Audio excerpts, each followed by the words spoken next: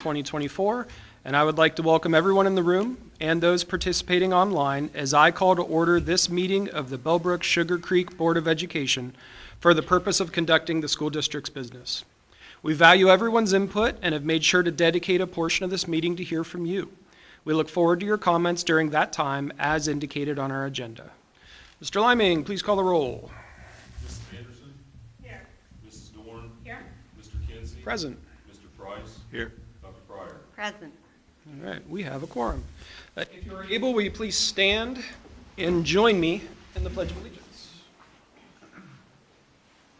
I pledge allegiance to the flag of the United States of America and to the republic for which it stands, one nation, under God, indivisible, with liberty and justice for all.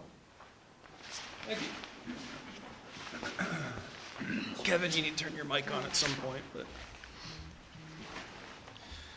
Moving into the treasurer's report. Okay, can I get a motion to approve the minutes from the two meetings, the January 11th and January 27th? So moved. Second. Mrs. Anderson and then Mrs. Dorn. Questions, corrections? Please call the roll. Mrs. Anderson? Yes. Mrs. Dorn? Yes. Mr. Kinsey? Yes. Mr. Price? Abstain. Dr. Pryor? Yes.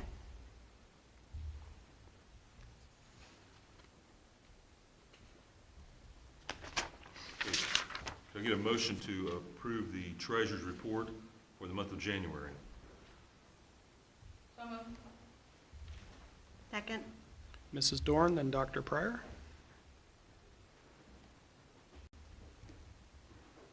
Okay, I really don't have anything to report on the different reports that are included with the agenda. Be glad to answer any questions that you have. I just wanted to make a couple comments.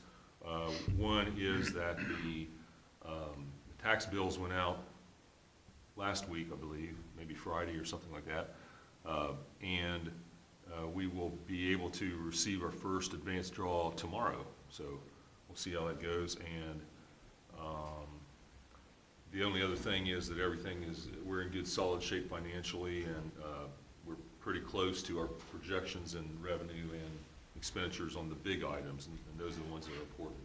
The salaries and the fringes, and then on the revenue side, the property taxes and the state funding, we're pretty close on those for the pie charts that I've included.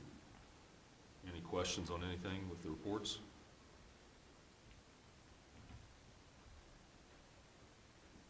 Not hearing any. Please call the roll. Mrs. Dorn? Yes. Mr. Kinsey? Yes. Mr. Price? Yes. Dr. Pryor? Yes. And Mrs. Anderson? Yes. Can I get a motion to approve the 2024 appropriation amendments as included with the agenda? So moved. Second. Mrs. Anderson and then Mrs. Dorn. Okay, every one of the amendments pertains to a state or a federal grant that has, the allocation has been changed. So they've either increased or decreased since we appropriated the money, and we always have to pass a resolution then to get that in line with the allocation that we are to receive. So that's what this one is. Questions? Please call the roll. Mr. Kinsey? Yes. Mr. Price? Yes. Dr. Pryor? Yes. Mrs. Anderson? Yes. Mrs. Dorn? Yes. Thank you. Anything else, sir? That's it. All right. Moving into correspondence, does anybody have anything that they received that other board members might not have received? Go to the board. I received a very thoughtful email from one of the students at the high school that is a regular attendee of our meetings and follows the board as a matter of interest. And so I'd like to open a conversation with Dr. Kozad and Mr. Ham when you're available, just to talk about if there is a better way that we as a board can hear directly from students, whether that's having a liaison of the student council or having a liaison of this board that meets or goes into the high school and has some sort of open dialogue with students. But I very much appreciated the email and the outreach, and I think there's goodness to be had for us to hear directly from students on matters. So hopefully that's a conversation we can Sure. begin. Yep, we can And I set that know up. West Carrollton has a program in place, that's student liaisons to the board. So that's a good place maybe to look at some stuff that's already out there. The program is really good. I like the idea. Okay. I received an email from a community member, and they were, a second here, expressed an interest in how the school district is going to look at long-term financial matters, specifically revenue, as we all know, as I've frequently mentioned here at the board, my board position here, that our current model is to, as it is for really schools throughout the state, is heavy and often overly reliant on property taxes, which unfortunately puts quite a burden on a substantial segment of our community. So this person, who's currently actually serving on the superintendent's financial advisory committee, was asking for an expansion of that, kind of in line with what I've asked for. I believe, did you all read the statement I had or left at the last meeting? We summarized and Okay. talked about it a little bit. And, I wasn't here the last couple meetings, and so this person expressed interest in seeing that either the role of the Financial Advisory Committee to expand or have a subcommittee that would go off and explore alternatives to our current reality of being forced to fund the school system predominantly off of property taxes. Well over 60% comes from that. So right now, obviously, we're not pending or thinking about any levy in the near term, but sooner or later, and preferably as late as possible, it will become a reality. And I just think it's important that we have explored all options and we keep the community informed, and hopefully we find an alternative. But if not, at least the community knows we've done our due diligence to look, as a school system, as a board. But also, this is really a community responsibility as well. How do they want to see our schools funded? And their voice needs to be heard, and they need to express that, and they need to be involved in a process to look at alternatives. But unfortunately, the cards that the state deal to us are not good, and so we are forced as a healthy community to pay the price, literally. And while that works maybe for half the people in our community, is probably half it doesn't. And so, that person expressed interest. I would like for us to look at opportunities in the nearer term to either expand the role of the Superintendent's Financial Advisory Committee or set up a subcommittee under that to go off and explore. And it really should be largely, in fact, it should be citizen-led, frankly. And we need a smorgasbord representation from the community, retirees, people that that are working class with kids at home, those on fixed incomes for whatever reason, retirees or whatnot. If we have any people in the community that are smart on financial matters and maybe influential in the political realm, it might be good to have them on such a committee as well. So, that's what I got.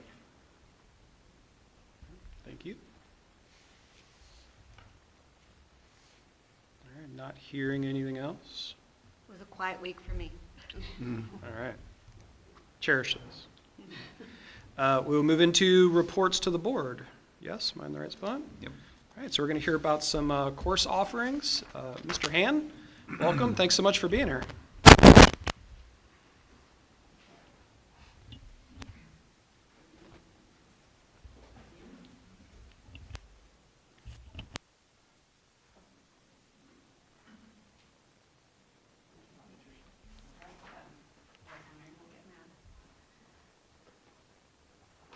Good evening. So last year we did quite a lengthy presentation about course offerings at the high school. I'll try to shorten it up this week because I do have a lengthier presentation later.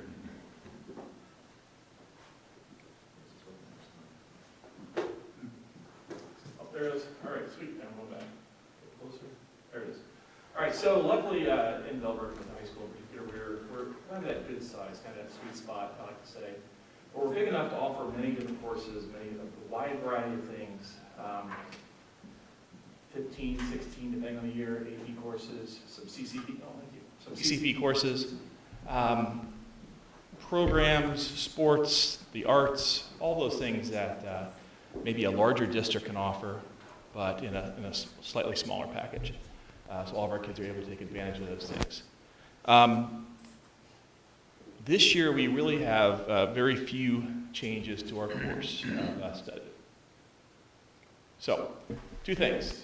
We'll go to the second one first. The simple one is we're changing the name of quantitative reasoning to MMR to align with the state. The Let's state change the names. That's mathematical modeling and reasoning. It is an Algebra 2 equivalent. Same class, basically, a little bit more statistics thrown in it, but just kind of a name change. And the second thing is we're looking to add something we've talked about for many years on and off, and that is an AP psychology course, which would add to it a third AP course in social studies to go along with AP government and AP US history. The idea would be sophomores primarily would go into AP US history, and then either juniors and seniors could go into AP government and AP psych. we have a lot of kids Right now who do take psych on campus or through CCP. We were hoping this could kind of pull some of those kids back in to the high school and offer that challenging AP course, which the colleges like to see on your transcript. So that's something we're looking to add next year. Other than that, we have our curriculum night, our spring curriculum night on February 15th, same night as conferences, and that's an opportunity for parents to come in and kind of explore what we're offering, some of our electives, our books and resources, and talk to our departments about what their students may want to take that next year. It's hard to believe, but we're back into scheduling already. It seems like we just talked about this, but time flies, I guess, when you're having fun. Any questions about the high school curriculum?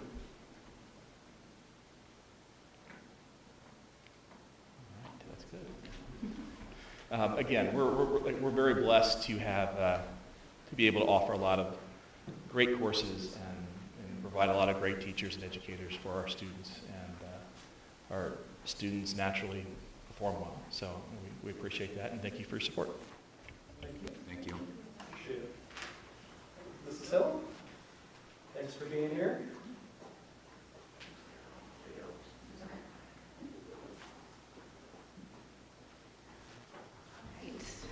Good evening. I'm here just to talk briefly about our BMS course offerings. We do not have any major changes this year except for 2 name changes that we just feel better reflect the course a little bit more. So, the easiest way to kind of explain it is just to take you through by grade level. What do you take as a 6th grader, a 7th grader, and an 8th grader? So first up, we have our 4 cores. You're going to see those for all grade levels. The only difference may be for ELA, we do offer a gifted ELA course. So students are either in gifted ELA or regular ELA. And then math, depending on where you are, a 6th grader could be actually taking 3 different levels of math, Math 6, Math 7, or a Math 7-8 class. Then, where we kind of get into the choice here is we have our encore, which are 3 trimester classes, and then we have our elective courses, which is kind of the true choice that middle schoolers get. So as a 6th grader, what we do is we kind of blend PE with their music option. So this was a change last year, if you remember. You could do band, choir, or we had a study skills, and what we found is we really wanted to try and keep all students plugged into music at least 1 more year. So Mrs. Blankenship has done a great job with our music class, but what we're proposing is just a slight name change there. What she found over the course of the year is it was previously called general music.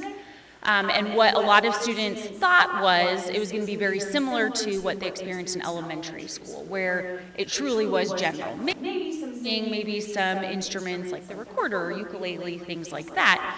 And what we're really encouraging students is if you want to play instruments, band. If you want to sing, join choir. And so music exploration is really a study of music. So it's kind of a little bit of everything, looking at the origins of music, music in America, how music shapes our society, things like that. So we just feel that music exploration is a little bit better named than general music. So that's the only proposed change that we have there. And then in 6th grade, our encore, so that's the trimester courses all students take, is Art 6, Digital Literacy 6, and then Health 6. All right, then in 7th grade, same thing, your 4 cores. A 7th grader could be in Math 7, Math 7-8, or in Algebra 1. In 7th grade, the encore, as you will see, is Automation and Robotics, PE, and Health. So again, those are the classes all 7th graders would take on the trimester rotation. And you'll notice too, the asterisks, those are our classes that we partner with Greene County Career Center for. And then if you remember last year, we made one change with that. We decided to switch automation and robotics into the encore so that every kid got that, and then we bumped flight down to the elective. And overall, the feedback has been excellent because now every kid is getting just that first introduction to the robotics piece. Switchboards, electric, all of that stuff. And it's really nice because it flows really well into the 8th grade required STEM course. So then for your electives, so this is when you are now choosing band or choir or our 7th grade elective rotation, which is Flight, Art 7, and then Eagle Outreach, which is our community service-based class there. And then we also offer a life skills course, which is kind of some tier 2 intervention. Currently it's taught by one of our school counselors and then one of our intervention specialists. And that was a course we resurrected this year. It's typically one trimester of the elective rotation, and it's either parent requested or teacher recommended with, parent approval there. All right, and then to finish up here in 8th grade, once again, your 4 core, ELA, Science, Social Studies, and then an 8th grader can be in Math 8, Scholarship Algebra 1, or Scholarship Geometry. And then our second proposed change is changing the name of Home Economics to actually Introduction to Family and Consumer Science. One of the reasons that we have requested that change and worked with Greene County Career Center to change that was, again, just to give a little bit better descriptor of the class. Typically when you hear home ec, you think sewing and cooking, and our teacher is doing so much beyond that. So we actually hit finance in there, a big emphasis on careers, which we're really grateful for the ESC. We have a temporary grant funded program called Pathful Explore, which introduces careers. So they do that in 7th grade and then in class in 8th grade. And then she is also doing some really fun cooking labs for them. And really trying to focus on following a recipe, measurements, things like that. And you can walk in on those days and you know when that's happening because you smell it all the way down the hall, which most of the time is a good smell. So again, Introduction to Family and Consumer Science, that also aligns with the high school course and the naming there. PE and Design and Modeling. And then our elective rotation, once again, band or choir, or our elective rotation, medical detectives, food and fitness, and then digital literacy 8 with that potential option for the life skills class there. So those are our only changes that we're proposing tonight. Any questions?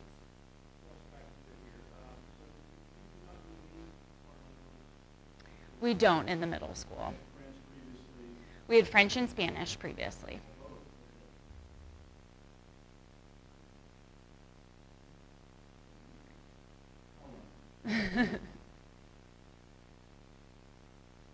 Thank you so much Yep, for no everything. problem. Looks great. Thank you. Are we welcoming Mr. Hand back up again? Don't have to go too far. Thanks to both of them and both schools, wide array of offerings, really good amount of offerings at the middle school level for our middle school kids, and obviously the West offers.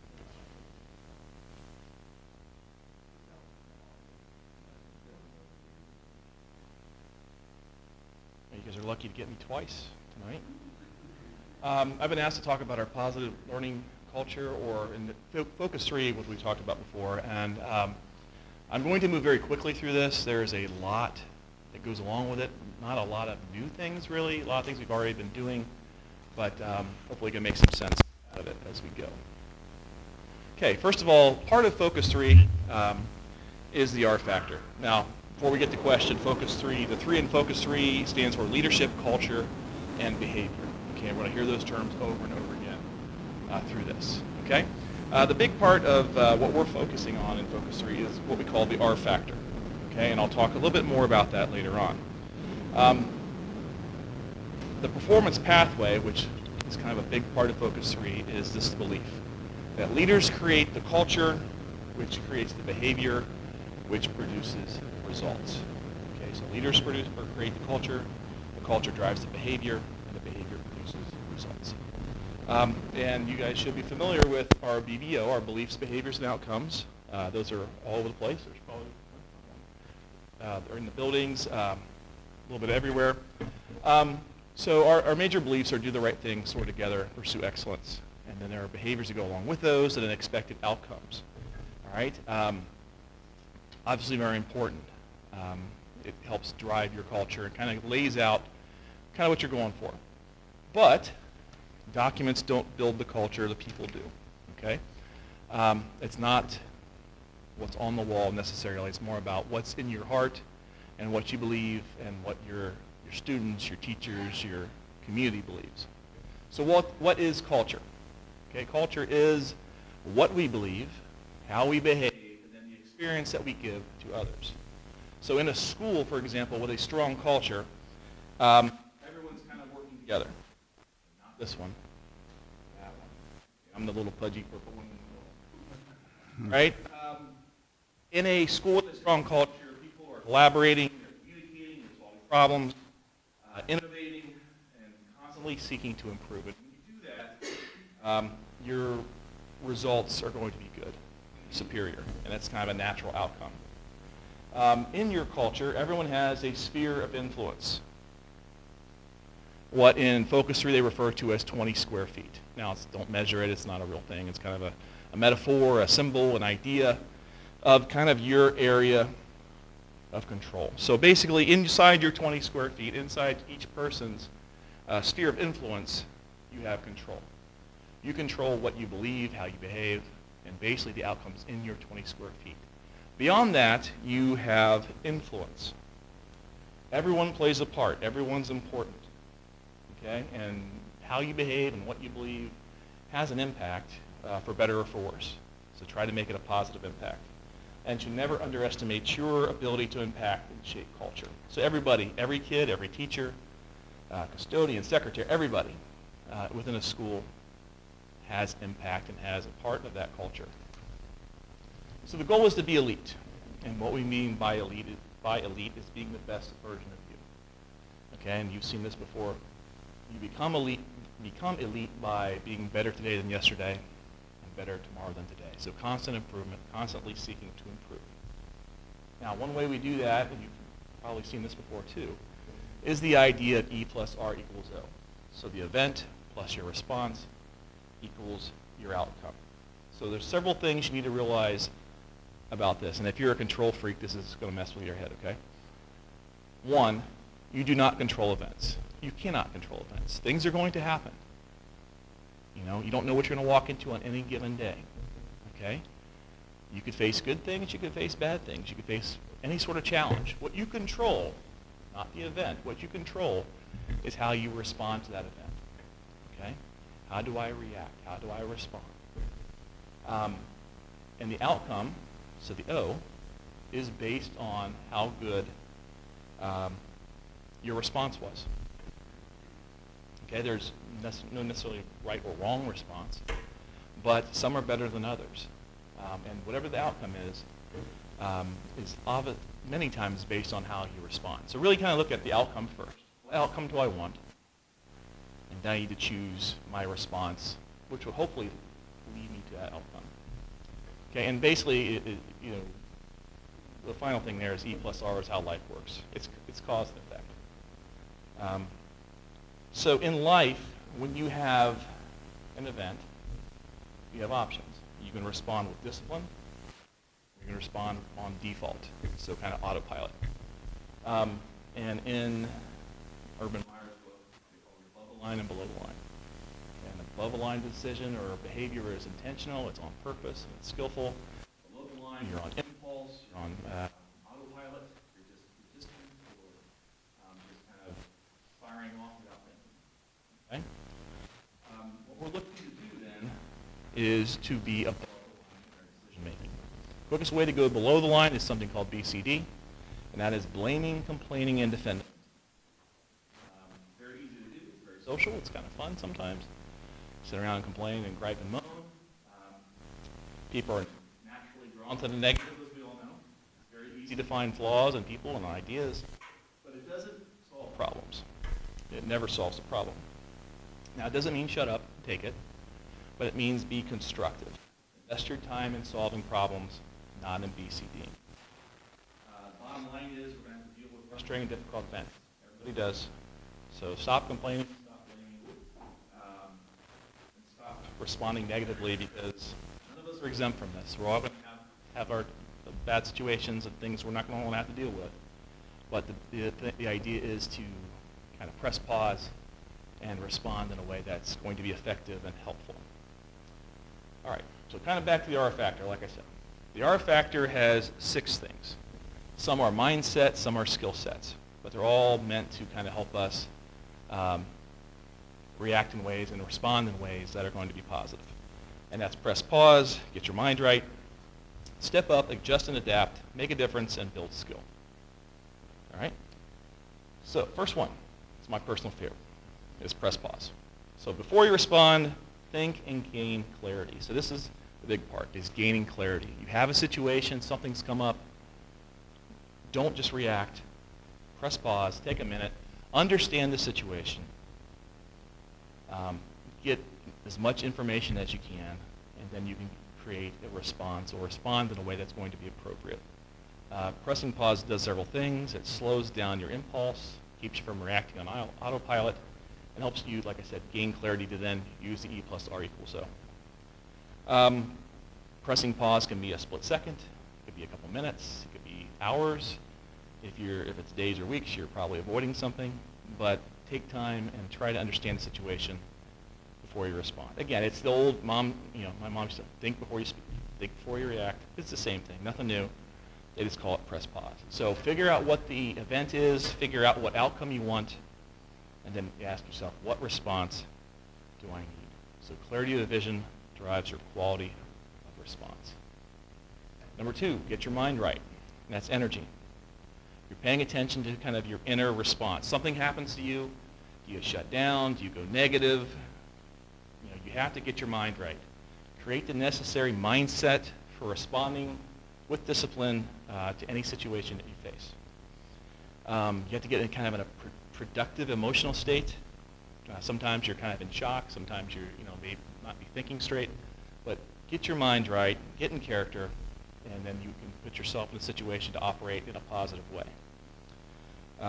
The story you kind of tell yourself in life is very important. If you tell yourself, this is horrible, this is not going to work, it probably won't. If you get yourself in the right mindset and come at it with a positive attitude, you can harness your emotions and make them work for you instead of against you. Again, same thing. This one, 3, is step up or take action. You have to win the moment. So this is taking the action that you need to get the outcome that you want. When a situation arises, sometimes there's things you're not going to want to do. Sometimes there's things you may not think you're able to do. But you get your mind in the right spot, and then you take the appropriate actions to get the response you want. Doing the right thing and choosing the right response is most important when the situation or the event is most challenging. So win the moment, step up daily and do the work. Anticipate what's coming, so step up to the predictable, and then be resilient. The only moment you have available to you is the present. You can't dwell on the past. You can't worry too much about the future. You've got to be in the moment in order to be successful in responding to events. This one, 4, is adjust and adapt. This is flexibility. Things change, goals change, people change. So you have to be flexible. And as you make decisions, take action, you get to monitor the outcome and adjust as you go. Your first response may not be the best response. You may not get the outcome that you want, so you need to adapt and try to go again a different way. Success belongs to the people and to organizations and the school districts who are able to adapt to new circumstances. Resisting change doesn't necessarily make it go away, and it often makes it more stressful and difficult to deal with.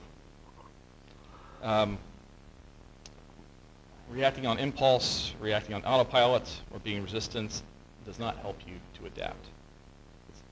So be adaptable, adjust and evolve your tactics as you go, and then be resilient if you, maybe if at first you don't succeed, dust yourself off and try it again in a smarter way. This one, 5, is make a difference. So that's your impact. So the first 4 disciplines kind of focus on how you manage yourself. Discipline 5 focuses more on how your response, affects others. And the big thing is your response, especially if you're in a leadership position or a teacher or an administrator or even other kids in school, your response, how you respond to a situation is an event for other people. You got to kind of keep that in mind. So the goal is to make a difference. Take complete ownership of the experience that you're giving to others, and also be aware of your contribution to your school or to your team's culture. Be situation and others-oriented, not self-oriented, and be the person who comes into a school or just a situation looking to make a positive difference. Again, nice picture. Try to be consistent with your attitudes and your actions. You either give energy to people or you drain energy. You don't want to be an energy vampire, as they say. Be grateful rather than entitled. And again, there are 3 ways that you deliver your experience to others, and that is they can feel your attitude, see your actions, and hear or read your words. So make sure you're aware of how you're coming across. This one, 6, is build skill. And that's practice makes perfect, basically. Talent's not enough. You have to try to actively develop these things. How you manage your response, kind of really determines the quality of your life and what's going on. So you need to build the habits and the skills that are necessary for the life you want. So in every situation you face, it's your responsibility to kind of do the work and to get better in how you respond. So people who are kind of elite performers build skills that are kind of beyond their natural talent. So, talent's a gift, but greatness is a choice. You got to do the work. Be coachable, use mistakes as feedback. When you make a mistake, think about it, reflect on it, make adjustments, and then go again. Don't dwell on it. It's not a matter of whether you make mistakes, because we will make mistakes. It's a matter of how you respond to mistakes, and we need to be humble enough to receive feedback, even when it hurts. You can either get better or you can protect your ego. You can't really do both. So to be the best version of you, we need to grow beyond our talents. Intentional practice, or my coach always used to say, it's not practice that makes perfect, it's perfect practice makes perfect. So do things exactly the way you want them to turn out in your practice. It's going to be long. It'll be difficult. You will make mistakes. But that's all part of skill building. So the gist of it is, this is something we started to talk about and think about, the whole Focus 3 idea, back before COVID hit. So it kind of went on. We started rolling with it, and then the pandemic hit, and we kind of shut it down. We did some work with this with our classified staff during the lockdown. And then once everything kind of got back to quote-unquote normal, we started bringing this back out. We trained administrators previously, worked with teachers last year and again this year, and now we're rolling it out to the different schools and to the kids in different ways. I mean, obviously, we can't talk like this to, K to 3 or K to 2 or even 3 to 5 to some level. Each grade band is doing it their own way. So at Stephen Bell, they may be talking about, soaring and tying it into books they're reading and things like that. At BCI, there's been some tie-ins to some of the books as well. We had a really cool and slightly terrifying reading of a book that we do with a book study there. All the buildings are doing different things, and they're doing it at their own level and in their own way. Putting these ideas and introducing these ideas to the kids in a great, appropriate way, and give us a few years here, and everyone will know exactly what we're talking about by the time they get to high school or out of high school. High school is more of a branding and messaging thing right now, and coaching and teaching as we go. I think it's a good thing. I think it's a very positive thing. There are a lot of podcasts out here by these guys. Tim Kite is kind of the founder of this company. He's currently going through a battle with cancer, so he has a whole new kind of outlook on what he's been preaching, and he's kind of trying to apply these skills to his battle with cancer. So it's an interesting to see the journey he's on and how he's using what he's taught for so many years in that battle. Again, so Focus 3 is a great thing. The R Factor is a great thing.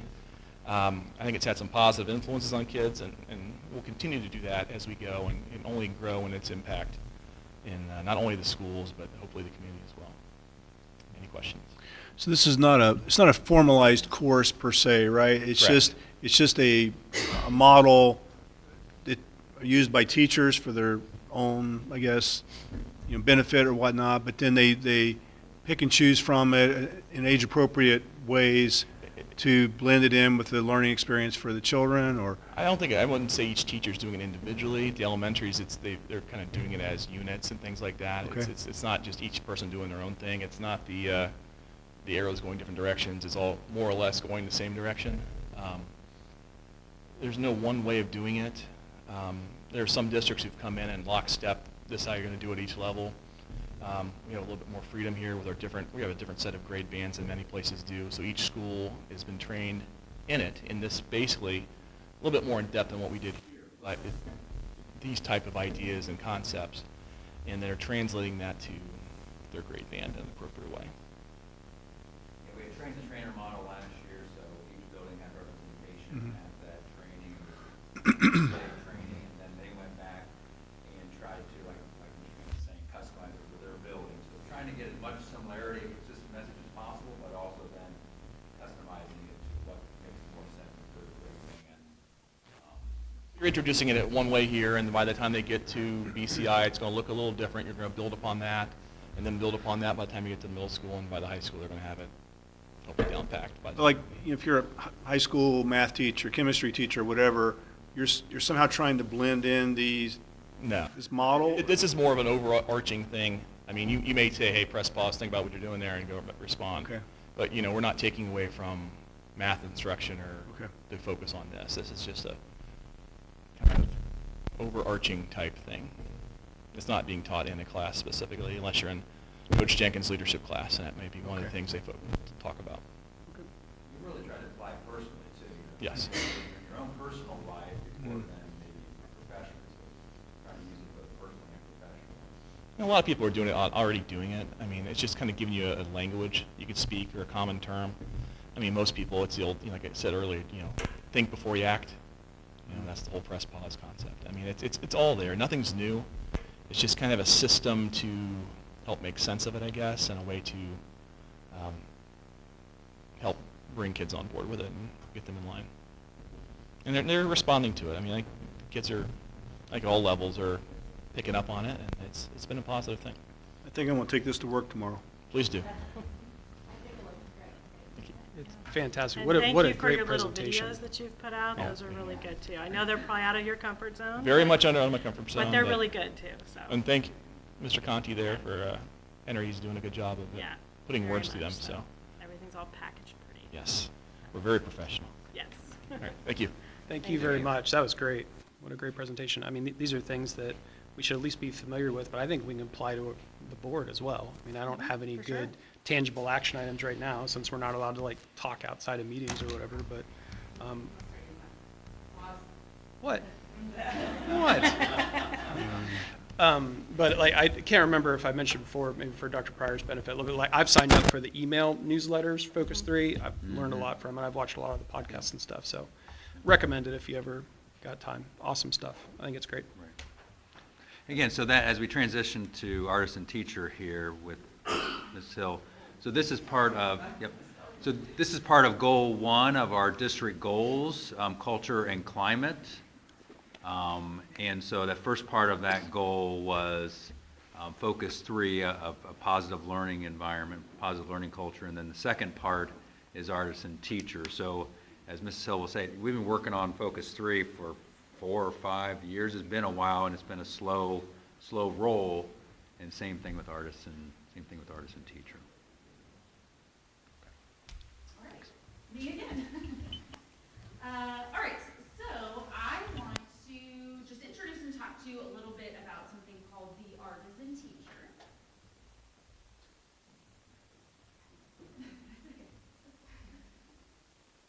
And this is the second part of our culture goal.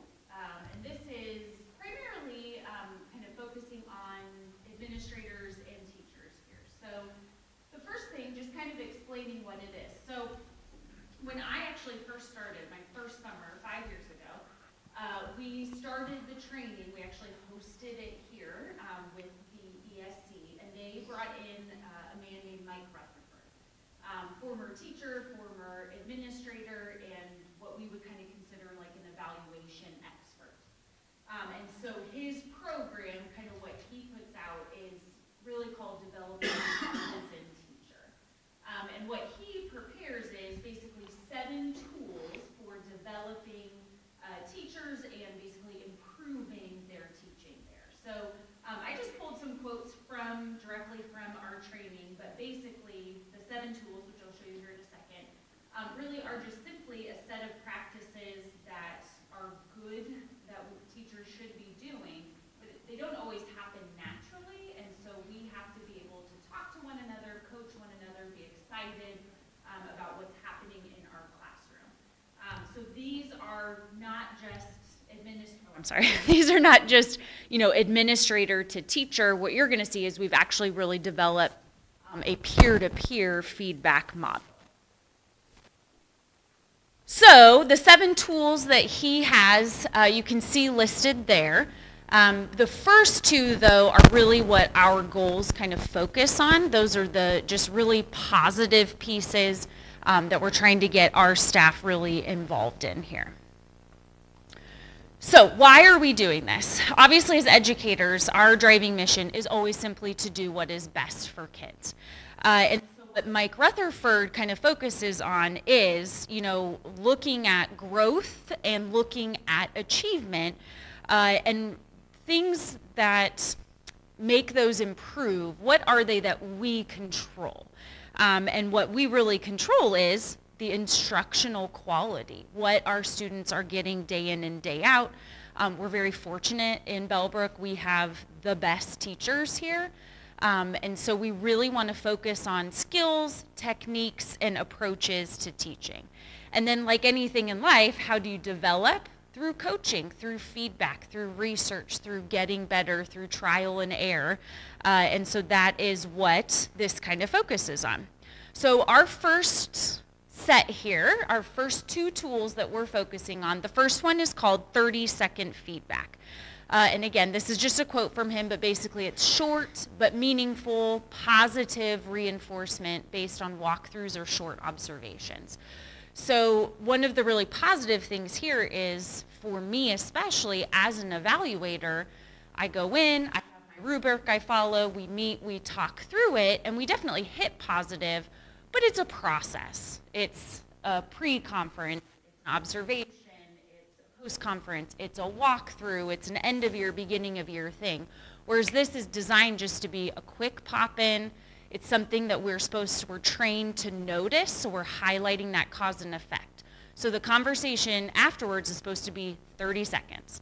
And it's something quick, it's something positive, and you're pointing out something that they did that had a positive result. So it can be as simple as, hey, when you moved over by that desk, man, John, he got right back to focusing. And so you're pointing out, when you did this, this was the positive. And then the second tool we're focusing on is craft conversations. Very similar. It's that focus on the positive, but it's a little bit longer. This is more like a 2 to 3 minute conversation. So an example would be, an administrator or a peer notices and they're asking questions. They're asking a teacher to elaborate on it.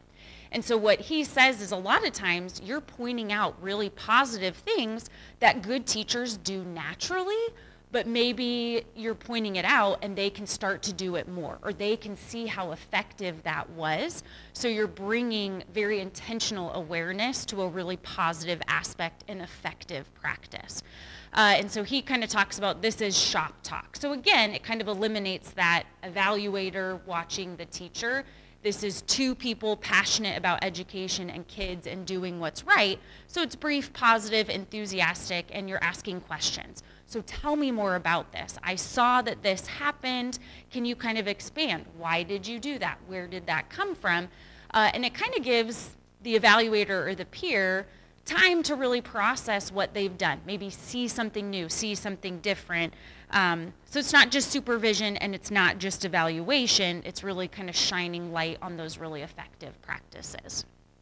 So I wanted to give you that background so that as we kind of look at our goals here, it makes sense and we understand the language. So for this year, these were kind of the big parts of our goal. Number one, we wanted to model this to staff. And so principals throughout the first semester, we all went into each classroom and we modeled the 30-second feedback. Some of us had those quick conversations. Some of us wrote things. In the fall, mine were pumpkins, and so teachers were looking for those pumpkins in their boxes.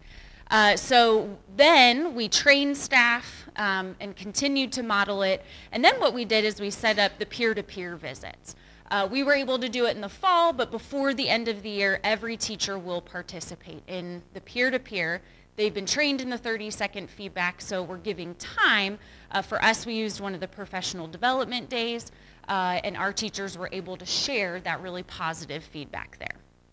Then next year, we're going to switch over to kind of that craft conversation, still very focused on positive. It's not evaluative at all. So the goal would be that the principals model, we teach it, train staff, and then provide the time for staff to do peer-to-peer visits.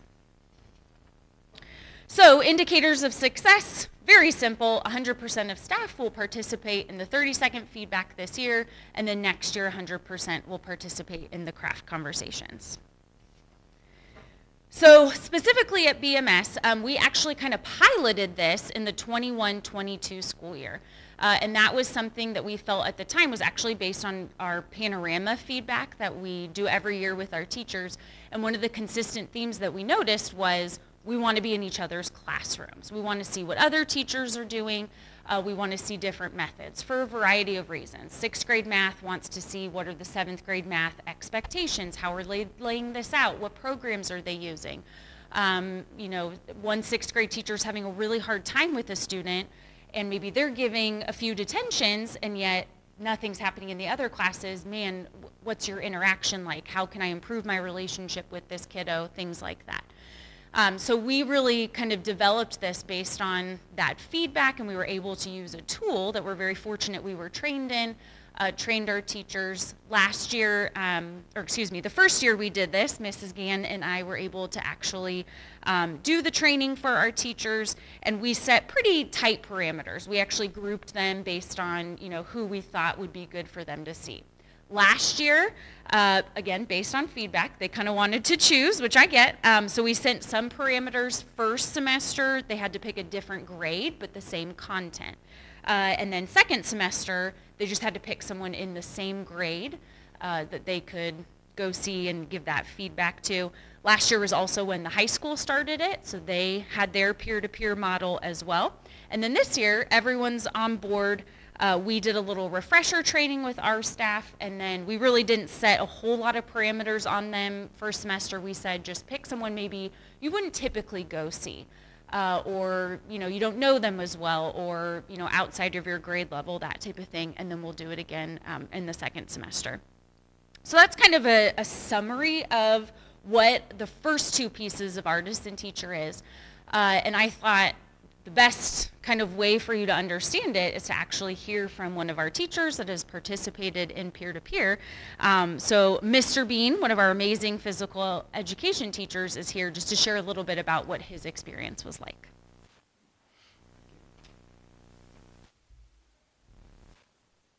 So, as Mrs. Hill said, I'm here to review some of my experiences and impressions of our peer-to-peer observation. And I can say very easily that they've all been positive. Plus, I believe these opportunities to observe our peers have been a unique way to improve our communication and collaboration skills amongst our staff. The thing I liked the best of these opportunities was to observe a teacher outside our departments, which we were permitted to do. For example, a physical education teacher like myself going to observe a math teacher. That might seem strange, right? You might say to yourself, what does physical education have to do with math? And if you concentrate solely on the curriculum, it's probably not a lot. But the curriculum is not the point. The point is to observe the staff member. And these are some of the questions I ask myself when I observe. How does the teacher manage their classroom? How do they interact with their students? Are there well-established and clear observable routines? How does the teacher handle discipline? How do they provide feedback? Do the students stay on task? The big takeaway during my observations have been, what does the teacher do and not do that fosters the learning process for their students? After the discussions, as Ms. Hill talked about briefly, the two staff members meet, discuss, and provide feedback to each other, and we focus on the cause and effect that she discussed a little bit earlier. I can go into some of those cause and effects if we have time. If not, so I had the opportunity to observe Mr. Lone. He's a 7th grade math teacher, someone I respect. First, there were clear and observable established routines from the start. Students were engaged, some even before the bell rang, and they started working and reviewing on the previous day that problems and everything that he had on his board. This was not prompted by him. So there was obviously those established routines that he had worked on and established at the beginning of the school year. Number 2, providing feedback. Mr. Lone does an excellent job of moving his attention around the classroom with questions and his physical movement as well. He spreads his questions and feedback concerning understanding across the entire class and moved around the classroom to check understanding for all his students. And third, one of the things that I've been impressed with Mr. Lone, there's clearly observable established personal relationships that he has with his students. It's an amazing thing to see. And he has handshakes for all the kids, and they know he cares about them. And it's observable, it's noticeable, and it's not just with a couple kids. It's with every kid in that classroom. So it's an amazing thing to watch. I think I told you, I think it looked like an artist, like a musician or someone that, yeah. But it truly was amazing when, we've all had teachers, and you know it. So I've really enjoyed the observations, and I've even modified my and methods that I teach because of what I've seen in other people's classrooms. So it's been good. Thank you.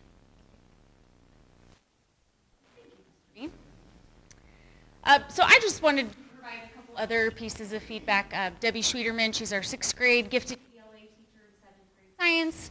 And the big thing that she just kind of hits on was it's just really helpful to get positive feedback. Everyone loves positive feedback because this is not evaluative in any way, shape, or form. It's just a positive experience to hear and have someone notice what maybe you've been working so hard on, but it comes so naturally. And like he said, it's an art form. Teaching is a true art form. And then Mary Kay Marsh, who's our 7th grade social studies teacher, one of the things I really like that she said is, getting insight from your colleagues who are in the trenches kind of carries a certain meaning. I go in, I do evaluation, go back to my office and handle whatever's waiting for me there, but really valuable to hear from someone next door that's experiencing the exact same thing you are day in, day out, every single period. So those were kind of the two feedbacks, and I'm really appreciative that Mr. Bean was able to come and share his experience. And I asked him because after his evaluation, he came and found me immediately and was glowing about it, told me what he had learned about it, what he was going to change. And it just makes you really excited when you hear kind of that positive piece. So obviously it looks a little bit different for every building, but the goal really is just to be responsive to a request that we got from our teachers 3 years ago, that we want time to be able to get into people's classroom and then put a methodology to that time for them. Any questions? When you do one, sorry, I don't have the mic, but when you do one, like when you do your observation, does that same teacher go, do you swap the same teacher, like goes back and forth? So the first 2 years we did it, yes, it was set up that way. So like the first year they were groups of 3, so like you had 2 people observing you, so you got double the feedback. And then just, I'll be very honest with subs, that just became difficult to do. So the model that we did was we brought in a substitute for a couple of days in a row, and teachers could basically pick a time to sign up. The sub would cover their class, and then they would go and view another teacher's classroom. So the first year, yes, it was straight back and forth. And then this year, based on their feedback, they really just kind of wanted to pick. They wanted something that was meaningful to them in that moment. Maybe it was, and I'm really struggling breaking through to this kid, but you have a great connection. Can I come watch like what you do and how they are and try and develop something? One of the cool parts this year was our 8th grade social studies teachers actually approached me and said, can we go up to the high school? Can we do our peer-to-peer up at the high school just so that we can check in with them, see what their expectations are? You know, our 8th grade teachers are so conscious of making sure our 8th graders are ready for high school. So that was something they kind of zoned in on. Absolutely, please do that. And they came back and had great feedback and even made some adjustments. And he even talked to me about, I think over this next couple months, we need to start doing this and this to really make sure that they're ready. And it was based on getting to go do that.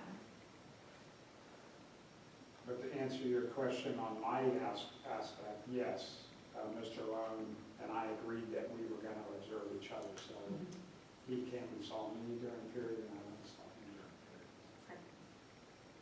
the period. Just a few comments, you know, our teacher really, you know, in education, we get really isolated. Teachers get really isolated, they go in the classroom, shut the door, you know, they're figuratively, and they're kind of on their own in there. And so to have somebody else, especially a colleague here, to come in there and just give them, build on their strengths is really what artists and teachers is. It's building on somebody's strengths and pointing those things out. I think people really appreciate that. And like Focus 3, this is something we've been doing for 4 or 5 years, so it's not kind of the flavor of the month kind of thing. We did it a little bit and continue to build on it and go deeper and deeper and deeper and tweak and refine it to make sure that it's useful for us. I mean, going to another building is like even better, you know, of being able to see not only your teachers in your own building, but in another building, so a whole different environment. So those are things that just, I think, and we kind of are making it our own a little bit. So again, this is part of goal 1, but just really trying to stay with something for a while and getting better and better at it and building on teachers, building on their own strengths and being positive with them and pointing out those cause and effects that, hey, just this little tweak or thing that you did, that made a huge impact. You know, you slowly went over to the student that was, you know, maybe not on task as much, and man, they got back on task and they started learning it, you know, at that point. So just little tweaks and refines that I think at teachers we take for granted, and someone else points that out, and it just is really powerful. So appreciate. The goal was to just make it simple and easy for teachers. Yep. I mean, we try to be very aware of adding to the plate one more thing. So that's why, especially this year, it was, here's the 6 days. We have subs, find a day that works for you, a period that works for you.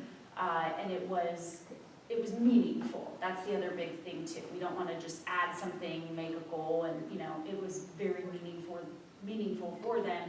And the person being observed, you know, we wanted to say too, don't don't change anything, be yourself, that's what we want to see. So this shouldn't be, it's not evaluative, so you don't have to come up with this crazy lesson or change anything. It's what you're doing day in and day out. That's what we want to see, because that's what's working and why we have such great teachers and great kids that are achieving and growing, most importantly.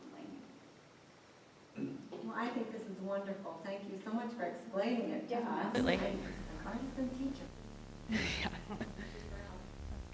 And you said it's also at the high school? Is it Yep, at and the then elementary level? they're rolling it out this semester. Yep, so K-12, it was modeled first semester, and then everyone will participate in it. Awesome. Yep, thank you. Yep. Thank you, Mr. Han. Again, this was for the board to learn a little bit more about our district goals and our first goal, and because I think maybe we say focus 3 or maybe a little lesser, artist and teacher, but when we looked at those district goals, what do those things really mean? And so I'm glad those two are leading those two areas. They're our leaders for those two areas, so they're doing Very a nice job. Very helpful. Very nice job. Excellent. Thank you so much. Okay, are we moving into superintendent's report? Or open communication. Open, Yeah, to see, open I'm still not communication. used to the new format. Good, thank you, Mrs. Dorn. Give a second here. Nobody, okay. Now we can move into superintendent's report? Yes, do we want to go Yep. ahead and? Yeah, so we're going to do yeah, a go little ahead. bit of something out of order, just, so, under number 6, superintendent's report, 1 and 2, under public comment, if you want to take a look at that. I'm going to pull those out. We were going to do a consent agenda for everything, but I'm going to pull those 2 out, and we're going to do those first, and then we'll do a consent Yep. agenda for everything else. So, does everybody see 6, and then under that is number 1 and number 2? Six I see an A B. and B. 6B, 1 and 2. Oh, 6B, 1 and 2? 6B, 1 and 2, yes. Okay. I don't see the B, but that's fine. Yes, it is 6B, yeah. All right, It's down at the well, bottom. I'm gonna, I'll read number 1, and I am making a motion then here for number 1, and then afterward, let me know if you can't find it, but, so I am making a motion for approval of a short-term employment contract for Kevin Liming as our treasurer CFO, effective August 1st through December 31st, 2024, with placement at the appropriate step commensurate with experience and degree. Mr. Liming's current employment contract expires July 31st of 2024.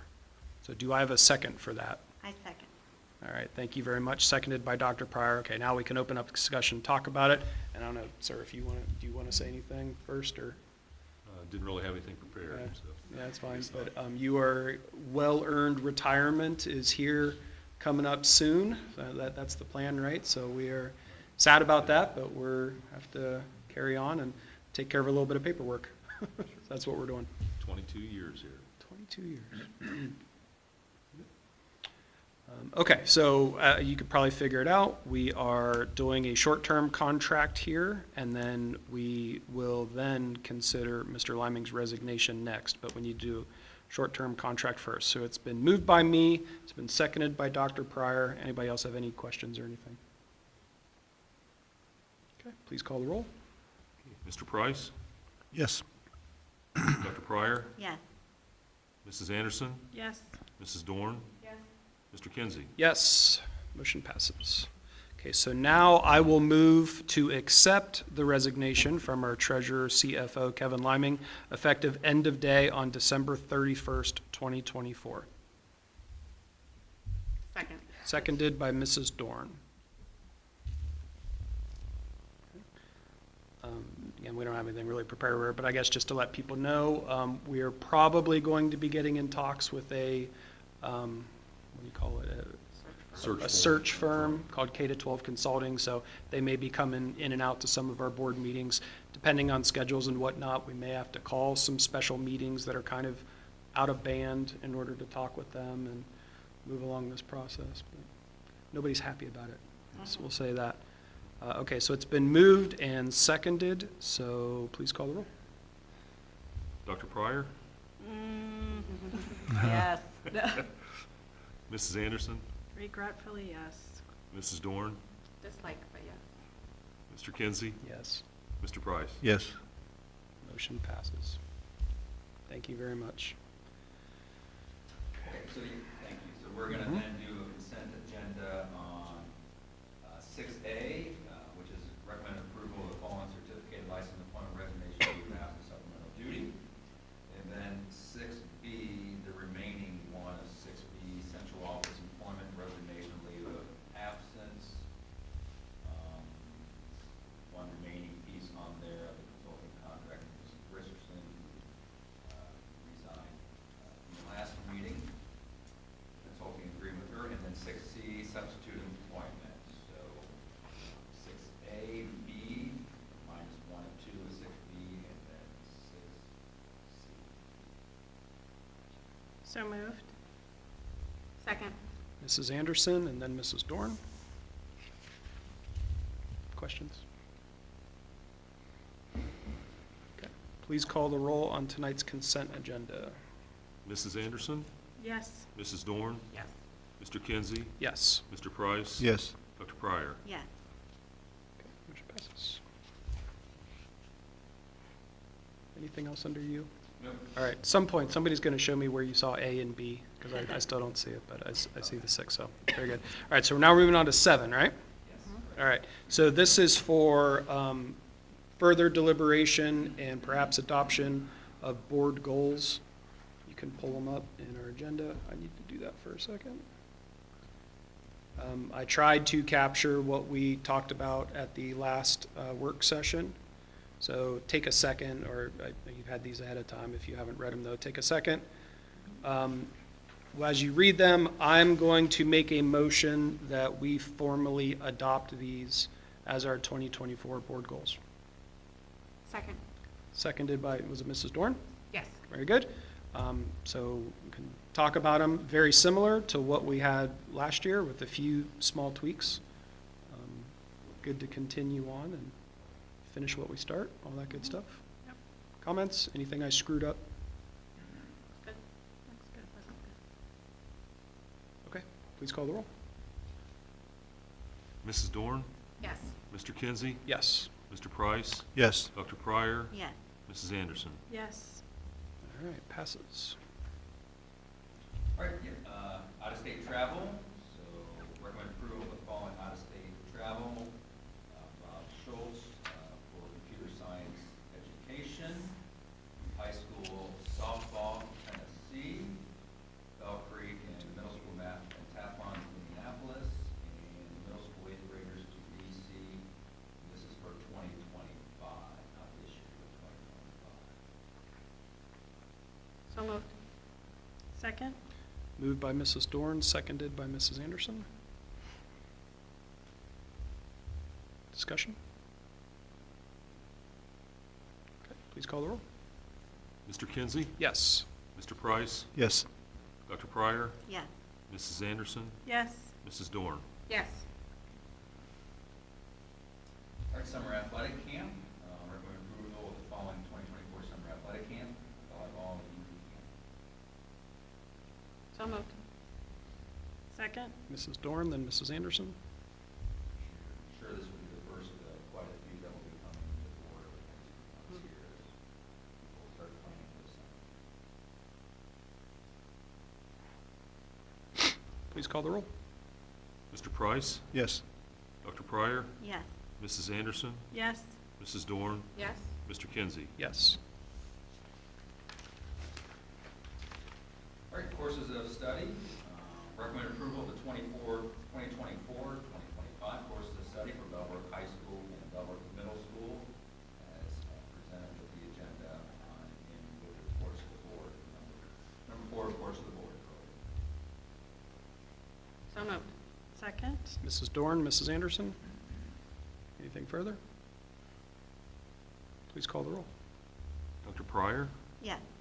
Mrs. Anderson, Yes. Mrs. Dorn, Yes. Mr. Kinsey. Yes. Mr. Price. Yes. All right, OHSAA membership, recommend approval of resolution authorizing continued membership of Bellbrook High School, Bellbrook Middle School, and Ohio High School Athletic Association for the 24-25 school year for students in grades 7 to 12. So moved. Second. Moved by Mrs. Anderson, seconded by Mrs. Dorn. I have some discussion. Sure. So, OHSAA currently allows males and women's sports. House Bill 68 is set to go into effect April 24th, which would prohibit males and women's sports. Hopefully, OHSAA will update their policy. I would love to see this updated policy before we vote. We have some time. This OHSAA resolution is not due until June 30th. So I move that we postpone the motion to vote on OHSAA until our April 25th meeting, or any meeting before that if OHSAA updates their policy to comply with House Bill 68 before that. Okay, so there's a motion to table this. Is there a second? Second. Seconded by Mr. Price. Do you want to take a second, make sure we accurately capture that, Kevin? To- 'cause there was. I wrote it down. Excellent, look at you. Okay.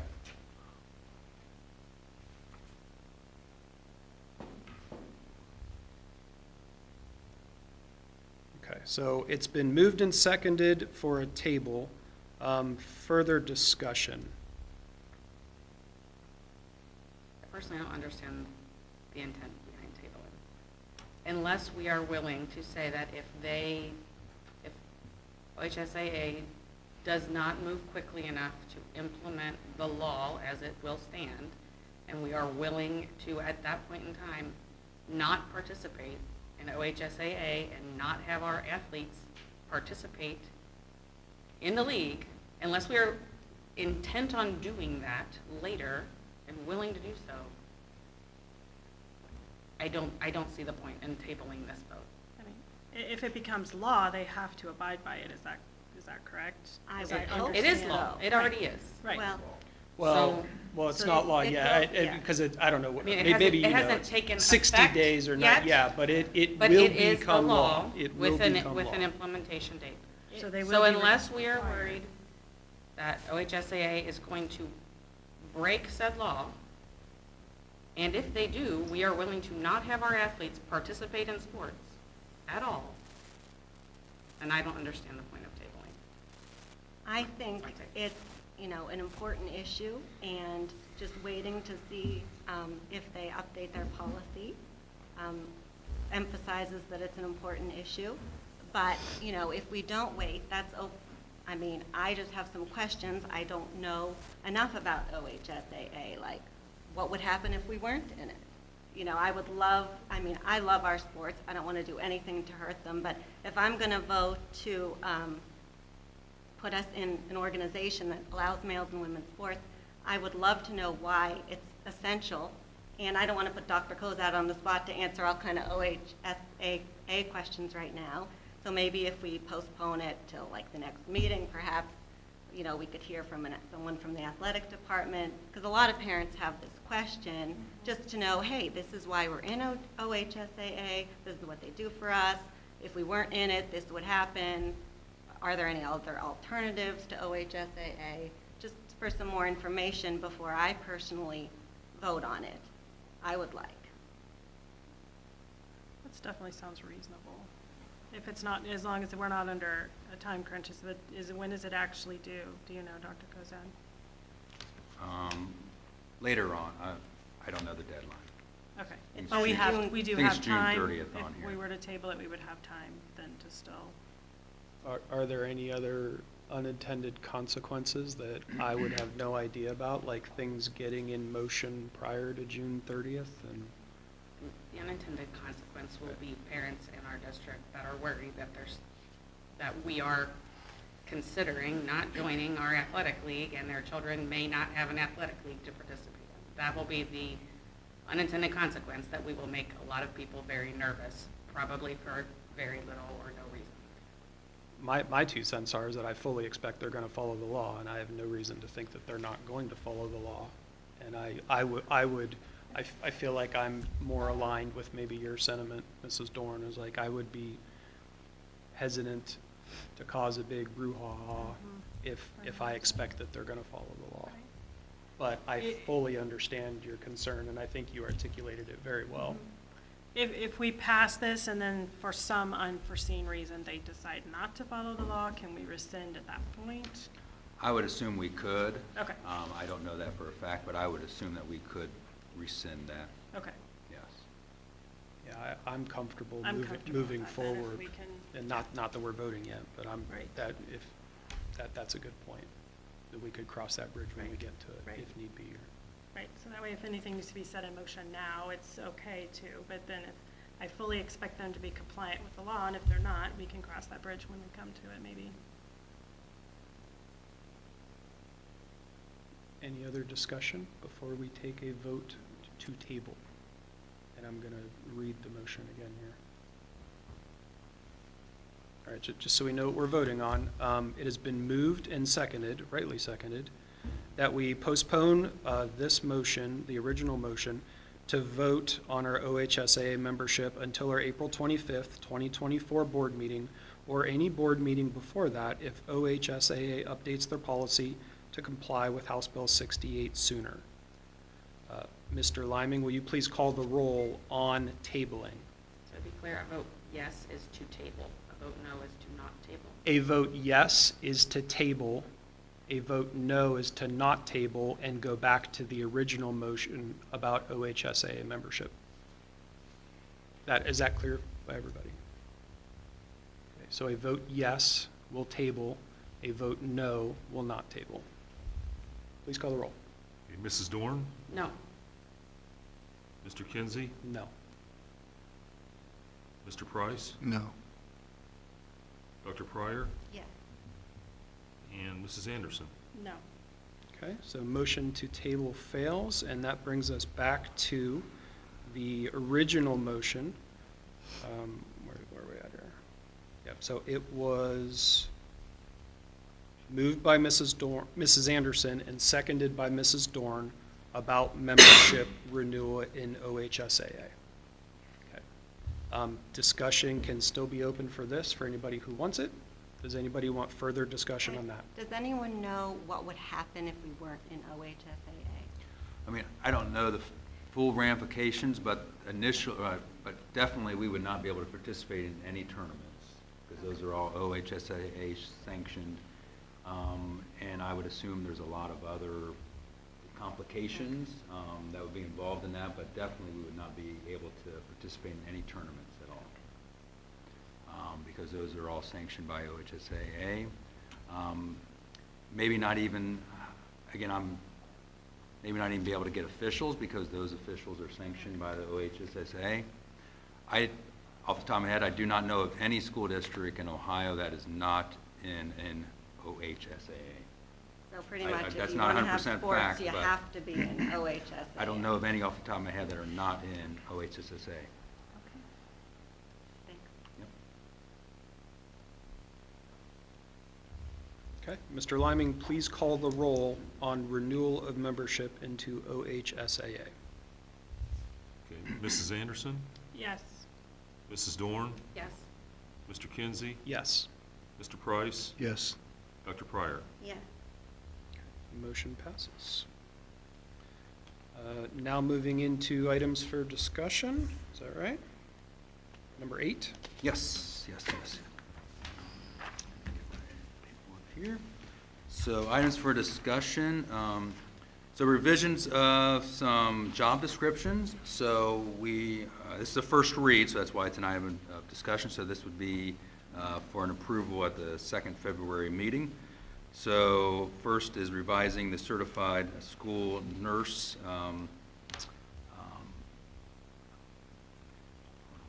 job description. Essentially trying to provide some more, the pool of candidates for school nurse are getting smaller and smaller. And so just trying to provide a little bit more flexibility that if someone is in the school nursing program, they're already a registered nurse. If they're in the school nursing program, that they would be eligible for us to be able to hire them with the intent that they were quickly going to go through that program and graduate from that program. So that's there's one other little semantical change in there, but that's the big thing of that. The manager of business, Really, this is updating and aligning to things that our manager of business is already doing. So just kind of cleaning those things up to things that person is already doing. And again, we're going to be hiring a new manager of business, so just making sure that we have this cleaned up before we would go out and post for that. So just some of the things, highlights a few on there is helping on an as-needed basis with hiring a classified staff, and again, Mrs. Sigmund is already doing a piece of that, in charge of the state mandated and district trainings, providing support to nurses, Title IX, McKenty-Vento coordinator, foster care liaison. Again, those are things that that position is already doing. But then also providing some support to special education, that we do have students that are outside of the school district with special education, so that person would be the district rep for them and would be working with our Bridget Pritchard on, those pieces for special ed, but would be acting as the district rep, kind of like the principals do at the building level. They act as the district rep, so providing some more support to our special ed department. And so that's the gist of those pieces. And then the last is district coordinator for EMIS. So again, aligning, cleaning this up as we have posted this position because of resignation from Mrs. Richardson. Just really cleaning these things up to the things that she's in that position was already doing, such as student enrollment. So she was already doing that. It just wasn't on the job description. It was in the all other duties as assigned by the superintendent. It was kind of falling into that category, but we thought it'd be a more clear posting, a more clear job description if that was actually in the job description. So I think that's it. Any questions on those? I had a question about the job description for nurse. Sure. And on page 3, bullet point 2, it says follow county, state, and federal health department guidelines for the control and management of communicable diseases in consultation with the district school physician. Do we have one of those? And communicable disease nurse on the county level? Like, I wasn't sure what. I'm sorry, what page are you on? Page 3. Page 3, yes. Bullet point 2. Like, it says the district school physician. Do we have one of those? Mm-hmm. We have one in regard to, at the athletic level, there's an Okay. athletic physician. Okay. We really don't have they're more on the athletic side. Okay. Let me take a look I at just that. had never heard of that position, so Yeah. I was like, do we have one of those? What is that? No, And I let just me- want to be sure, like, that, the board and you as superintendent still retain, like, we would put out those guidelines, so I hate to Sure. say the C word again, but if there's anything like that happens, those guidelines, like, if it's a recommendation, it would still be from you, that would be the one recommending those guidelines. 100%. Okay. Yeah. Thank you. Yep. Let me check into that, Okay. and before the next meeting, if you're okay, if Yeah, that yeah. does not happen, then I will just cross that particular piece Sure. out of the district school physician. Okay, I just didn't know we Good- had one, Good so- catch, yes. Okay. Thank you. Mhm. My only Regarding the- question, oh, I'm sorry. Regarding the business manager, Yep, when regarding the special education provisions, yep. the intent is that that person actually oversees and manages special ed students that are placed outside of our district, or is just assisting the director of special education in those duties? They're serving as the district rep, so they're assisting the special education director. So the special So the education. special education director still takes lead on those tasks? Yes. And this person, because the way it reads, oversees and manages special education programs for students placed outside the district. It sounds like they are taking that off of the plate of the special ed But again- director rather than assisting them. Well, serving as a district rep for all those IEP meetings and advocating for students ensuring compliance. So they are still acting on behalf of the special ed director. The special ed director still has full control over that. They're just trying to provide some relief to that position. Much like at the building level, again, the principals work as the district rep, and so oversee those things, those programs at the building level. Okay, Yep. thank you. And when we have things like accepts and completes all other delegated duties from the superintendent, like, there's like, obviously you personally have guidelines as to what, like, we can't just add a bunch of stuff so that it becomes overwhelming. Is that right? Are there guidelines of I mean, like- what duties I can assign to them? Well, No, there's not. I mean, obviously I trust you, but Yes. like, that just seems like you're signing your life away, like, That's really in every job description. every job It's in every job I description. get it. It's in every job It description. doesn't mean I'm comfortable with that. No, I'm just, you know. It's in every job description, just because there's, things happen, things come up. Right, obviously, yeah. For a while there, Mrs. Richardson was doing some of our social media work and doing that, so Right. that was just a temporary, Right. something that was assigned to her. Just provide some flexibility, and just because you can't name every single thing that comes Right. up, as you would ask somebody, and someone will say, well, that's not in my job description. Well, Right. it is, because they All of the completes all the duties, right. delegated duties Gotcha. of the superintendent. Will the CCIP and the federal grant stuff that Mrs. Richardson does now be done by the next EMIS coordinator, or is that something that might shift to someone else? I might shift to somebody else. Okay. We're gonna see with a skill set of who that is. Okay. Yeah.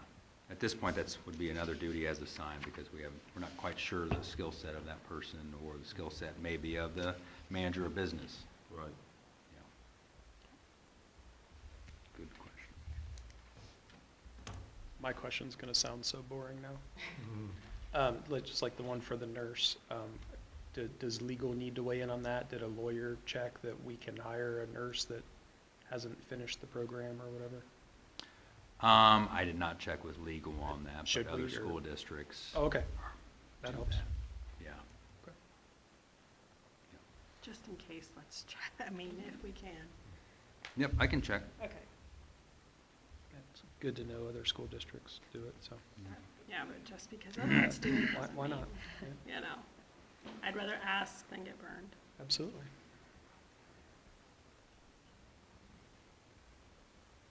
All right, anything else? That was an item for discussion. Good.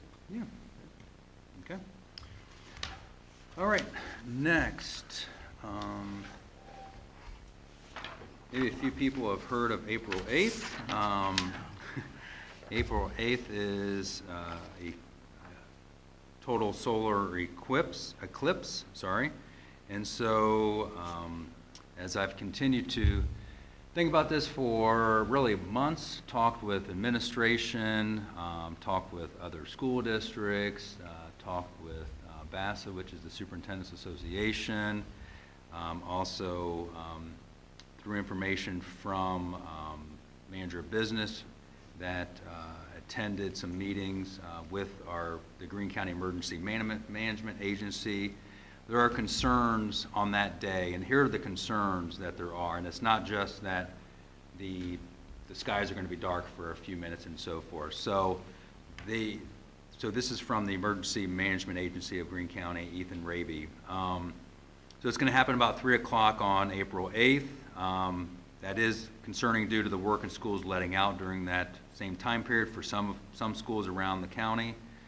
It's a rare event, lifetime event, and so a large portion of Greene County will be in the totality of that eclipse. We're right kind of on the fringe there. And so being in the totality of the eclipse, emergency responders are expecting some of these concerns for the population of the county to double during this time. So they are thinking that it's going to double. Severe traffic congestion throughout the day, because it will be 4 or 5 times the typical traffic. And the potential for strain on local resources such as groceries, gas, road infrastructure, and also availability of first responders during that time, since there is going to be this huge growth of our population, 4 to 5 times as much as typical traffic, that there could be a strain on the emergency responders during that time. And so giving all of that information, they are recommending that we close on that particular day. So the last solar eclipse that we had in Ohio was in 1806. The next one in North America will be in 2044, and the next one in Ohio will be in 2444. I don't think Some of us will be around in 2044, but I don't think anybody will be around in 2444. So given that information, out of abundance of caution, I am going to be declaring a calamity day for that day for both students and staff. I have talked with local police, and they are in support of that. And again, it's one of those things that if you don't do it and something not so good happens, then it doesn't look good, and also we can't get the help that we need also, which is the most important piece of that. So that's kind of where we're at, and also to align with that of the school being Calamity Day. There's not going to be any activities or practices or games that evening also, that if we're not in school because of those reasons, because of the strain on resources, that we don't want then our evening activities to then have the same, because those are the same reasons we'll be around throughout the whole day. And so just wanted to provide some information about declaring a Calamity Day for April 8th, 2024. I drove down to the one in Tennessee, and I think it was 2017. It was glorious. It was wondrous, but not the drive home, because I was bragging about our ancient van as I pulled into the gas station the day before, and I said, "Kids, this van's never had a problem. It's all great, you know." Went in, got something to drink, whatever. Came back out, started up, air conditioning quit. Okay, great. So next day we have, the eclipse, and found a wonderful place to go to watch it. They were prepared, had food trucks out there, and but getting home was a Herculean task. Just, because it was traffic jams all through the 75 corridor from Tennessee through Kentucky. Mm-hmm. And now it was one of the hottest days of the year after my faithful van decided to cough up the air conditioner. It was miserable beyond description. So I think it's very appropriate. Plus, it's an awesome opportunity. And if that day the weather is not so good here, maybe families want to jump in the car and drive northeast or southwest to get somewhere where the weather's good, And so if they can get up at 7 o'clock in the morning and start driving to Missouri or whatever. So yeah, I think it's very appropriate. Also, it's appropriately called a Calamity Day. I'm sure in 1806 they thought a calamity was upon them. I'm sure the word wasn't spread far and wide back then that was coming. So yeah, it's going to be a neat opportunity. So. Well, and thank you for calling it sooner rather than later. I know there's a lot of confusion when Fairborn put out the statement that all Greene County schools would be closed, and then people were like, "We're not closed," and I'm like, well, But so thank you for being proactive and allowing families to plan. That's great. And I think you'll see more and more schools close as we get sure. closer. It's crazy not to. Yeah. So, I think that's all I All have. right, nothing else? Thank you, sir. Okay, so I am now going to make a motion that we move to executive session for the purpose of considering the employment and compensation of a public employee per RC 121.22G1, and for conference with an attorney concerning dispute that is the subject of pending or potential litigation or other attorney/client protected matters per RC 121.22G3. Does somebody want to second my motion? Second? Seconded by Mrs. Anderson. We can't take any votes while we're in there. We make no decisions while we're in there. We only talk about the things that we said we're going to talk about. And we do not anticipate any action after executive session. Everybody's free to hang out if you want, but we'll just come out and adjourn most likely. So, okay, please call the roll. Do you want to say to add Mrs. Justice Sorry? in there? We need to invite Mrs. Justice Yes, when she gets here. Well, I have to Part of the like motion. verbally do that. That's usually part of the motion to say and to Oh. invite. Okay, and we are inviting in Tabitha Justice to executive session. Cool. Okay. Mr. Kinsey, Yes. Mr. Price, Yes. Dr. Pryor, Yes. Mrs. Anderson, Yes. Mrs. Dorn. Yes. Passes. We are in executive session at 8:34. Thank you for coming.